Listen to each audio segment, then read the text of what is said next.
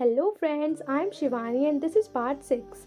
Episode की starting होती है। हम यहाँ पर देखते हैं जो राजकुमारी है वो पहले राजकुमार के साथ आराम से उसके रूम में होती है। एंड यहाँ पर राजकुमार जो है कुछ बुक्स वगैरह पढ़ रहे होते हैं। एंड यहाँ पर वो बताते हैं ये एक्यूपेंचर पॉइंट्स के बारे में पढ़ रहे हैं। तो जिस पर राजकुमारी कहती है ज़रूर आप ना डॉक्टरी वगैरह कर रहे हो। तो कहता है नहीं नहीं ऐसा नहीं है, एक्चुअली जो हमारा जो राज्य है यहाँ पर जो है वो गुंडे और लुटेरों की जो संख्या है वो ज़्यादा बढ़ती जा रही है। तो उन्होंने ये सबक सिखाने का नया तरीका है। वो कहती चलो सही है, नया तरीका ढूंढो। तो यहाँ पर राजकुमार कहता है लेकिन मुझे लगता है सबसे पहले सजा ना किसी और को मिलेगी। वो कहती किसे? कहते तुम्हें। पर यहाँ पर राजकुमारी शौक हो जाती है कि यार ये मुझे क्यों सजा देना चाहता है।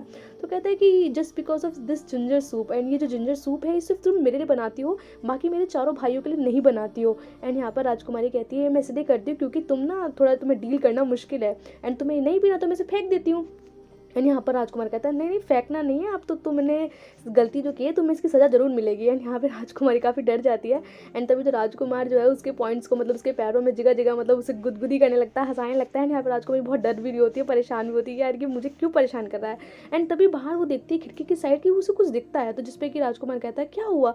तो कहती मैंने जो भूत देखा, भूत। एंड ये सुनते राजकुमार कहता है पागल हो के सो जाओ, जल्दी सो जाओ, बहुत देर हो गई है। एंड राजकुमारी की बात मानने को तैयार ही नहीं होता। तो राजकुमारी कहती है अरे तुम यहाँ के प्रेसिडेंट हो एंड यहाँ पर तुम्हारा सारा का सारा सबसे नंबर 1 पे हो, एंड तुम कैसे हो? तुम्हें उठ के चेक करना चाहिए, जरूर कुछ ना कुछ था। एंड यहाँ पर राजकुमार जो उसकी बिल्कुल बात नहीं सुनता। तो राजकुमार इस पे कहती है लगता है तुम्हें ना भूतों से डर लगता है। तो राजकुमार कहते पागल हो क्या, मुझे कोई भूतों भूतों से डर नहीं लगता है।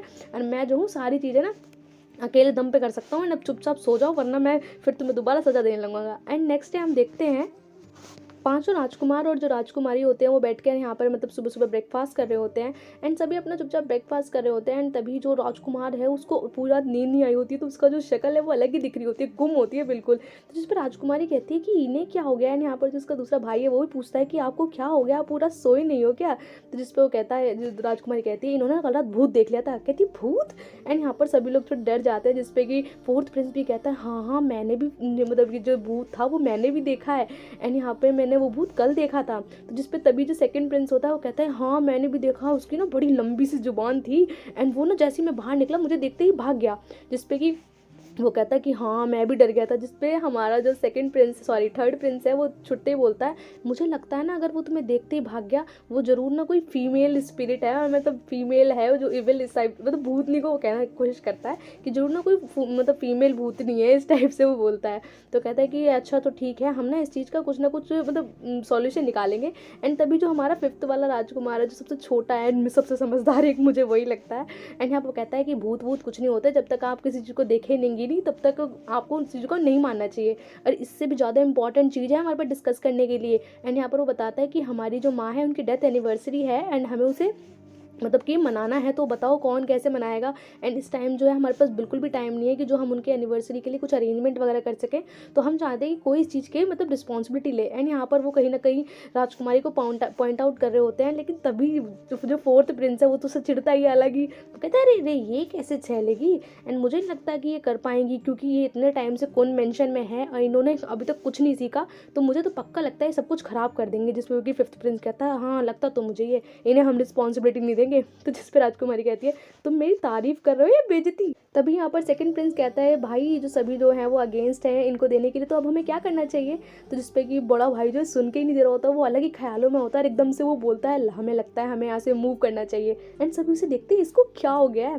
फिर हम देखते हैं कि जो हमारी राजकुमारी होती है वो रूम में तैयार हो रही होती है, और जो उसकी नैनी होती है वो कहती है आज ना आप अलग अलग सी लग रही हैं।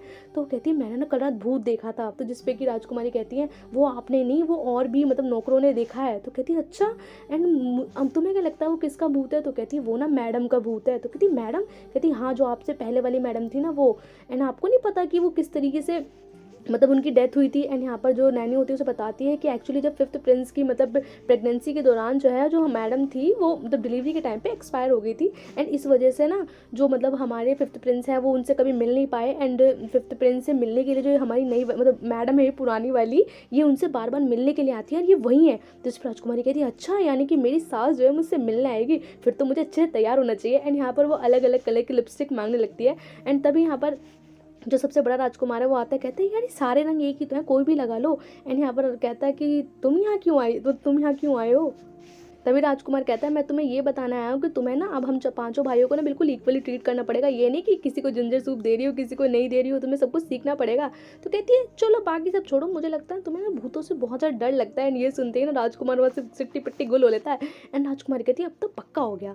एंड हम देखते हैं फिर रात में राजकुमार और राजकुमारी जो अपने रूम में होते हैं, यहाँ पे राजकुमार जो है दुनिया भर की कैंडल्स और मतलब भूत प्रेत को भगाने वाली चिटविट जो अपने रूम में चिपकाया था। तो जिस पर कि राजकुमारी कहती है तुम्हें नहीं लगता कि तुमने कुछ ज़्यादा कर दिया है, ये सब क्या है, तुम मुझे एक्सप्लेन करोगे क्या हो रहा है ये। तो कहता है तुम मुंह बंद करो, और ये जो मतलब इसका मतलब ये नहीं कि कुछ दिखता नहीं है तो होता ही नहीं है, ज़रूर भूत होते हैं, मुझे नहीं मालूम। तो कहती तुम पागल हो चुके हो। एंड यहाँ पर उसके जितने भी चिट वगैरह होती है उन्हें फाड़ देती है। एंड तभी जैसे वो फाड़ती है तो एक जोर की हवा खिड़की से आती है, सारी मोमबत्तियाँ बुझ जाती हैं।